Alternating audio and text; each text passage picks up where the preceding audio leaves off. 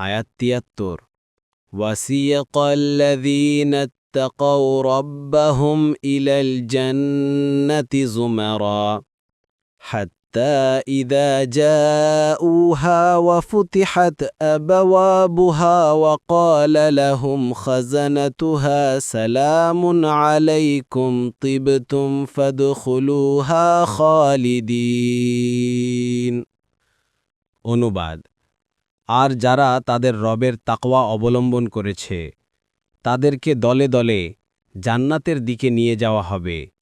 অবশেষে যখন তারা জান্নাতের কাছে আসবে এবং এর দরজাসমূহ খুলে দেয়া হবে এবং জান্নাতের রক্ষীরা তাদেরকে বলবে, তোমাদের প্রতি সালাম, তোমরা ভালো ছিলে, সুতরাং জান্নাতে প্রবেশ করো স্থায়ীভাবে অবস্থিতির জন্য।